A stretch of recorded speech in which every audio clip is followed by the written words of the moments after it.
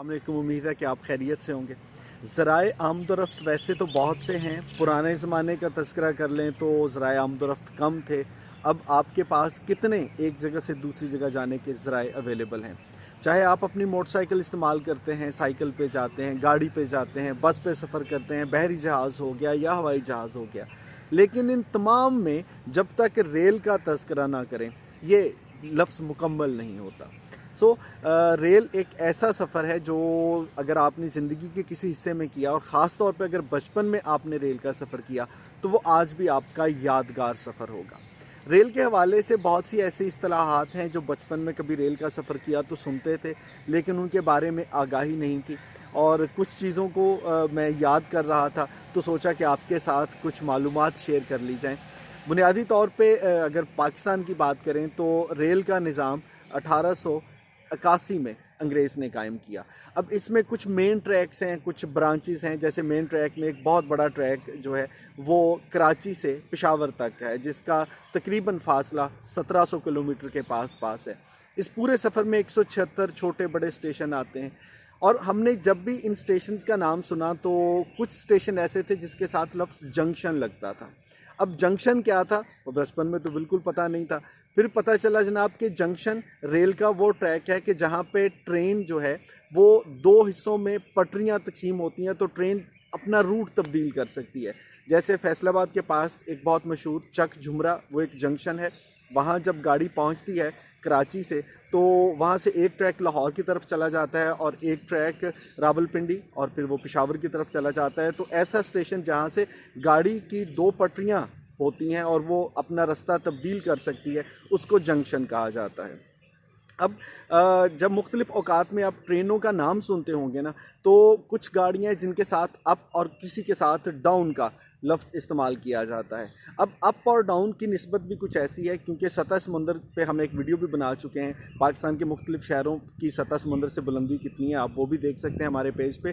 तो कराची से सतह समुंदर की तरफ जब आप बुलंदी की तरफ जाना शुरू होते हैं तो जो गाड़ियाँ कराची से पेशावर की तरफ आएंगी, लाहौर की तरफ आएंगी, उनको अप कहा जाएगा। और वो गाड़ियाँ जो इन शहरों से वापस कराची की तरफ जाती हैं उनके लिए डाउन का लफ्ज़ इस्तेमाल होता है।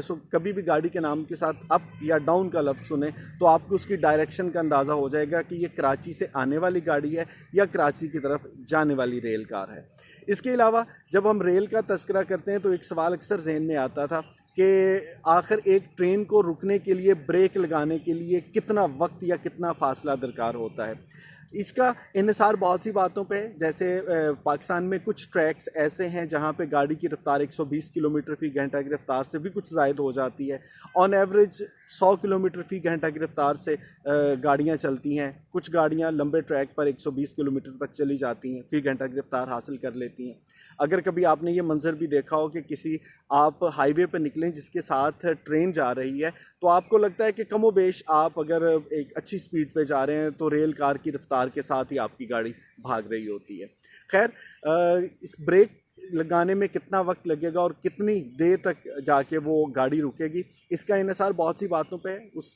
यूँ समझ लीजिए कि आप अपनी गाड़ी या मोटरसाइकिल को जब ब्रेक लगाते हैं तो वो कितनी देर में रुकेगी, इसका इन्हिसार है कि आपके पास वज़न कितना है, आप अकेले हैं या एक से ज़्यादा लोग सवार हैं, और आपकी स्पीड कितनी थी। यही हाल रेल कार के साथ भी होता है।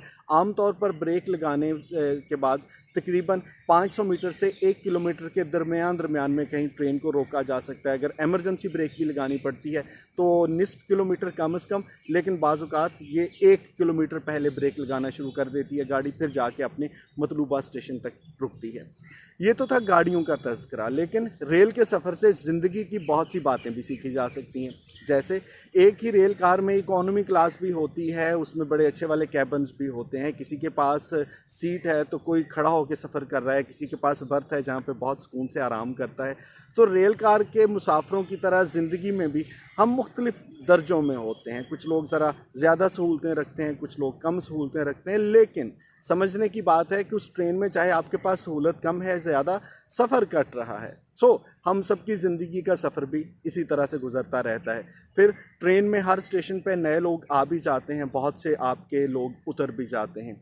इसी तरह ट्रेन की साथ साथ ज़िंदगी के सफ़र में भी बहुत से लोग ज़िंदगी में आपके साथ शामिल होते रहते हैं। बहुत से जो हैं वो अपनी मंजिल आती है तो वो किसी दूसरी मंजिल के मुसाफिर हो जाते हैं। सो रेल का सफ़र एक बहुत खूबसूरत सफ़र है, रेल एक बहुत अच्छा ज़रिया है आमदोरफ्त का। लेकिन रेल के साथ जुड़ी हुई ये बहुत बुनियादी सी मालूमात थी जो आपके साथ शेयर की। आप अपने जानने वालों के साथ शेयर कर दीजिएगा। आबाद रहिए।